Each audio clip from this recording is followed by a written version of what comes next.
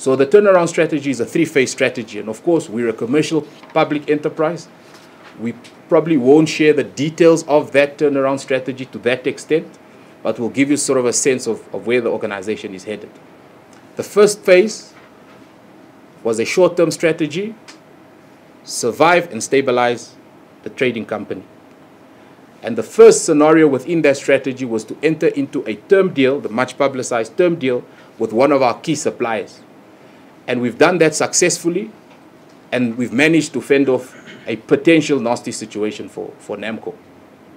Right? So we recognize that that term deal is not the most ideal because we've negotiated from a position of weakness, but it was an interim solution for a potentially permanent problem. Right? So the idea was to buy time to ensure continued supply of product to supply to our customers, because we've got dedicated customers, and to avert the situation where you are called up for this particular supply. Scenario 2, in the short term, we recognize that at some stage we need a shareholder intervention. So up until now, we haven't submitted a request to Cabinet for some sort of intervention, but what NAMCOR requires right now is a capital injection. And we were at pains to communicate to the shareholder that we need this capital injection in order to stabilize and position the company towards long-term sustainability. However, no shareholder is going to give you an injection or some sort of shareholder intervention without assurance that this is not going to happen again, which brings us into phase 2 of our turnaround strategy.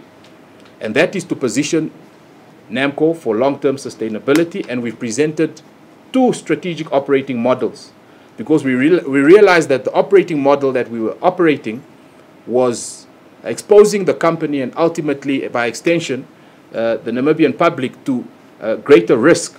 A major part of it is the market volatility, but there are definitely elements where there has been breach in internal controls and governance systems. Now, those are really the findings of the reports, the investigations that the board is looking at, and what is then the correct disciplinary actions that we need to start so that we can hold people accountable. So we are really at that stage now where the board has received the investigations and are looking at who was involved and who in which way they should be held accountable. So I can assure you we are working on that part to make sure that, as Shiwana said, this is a public company, and we have a responsibility when people work with public money, that if there has been a breach in controls, that we hold people accountable.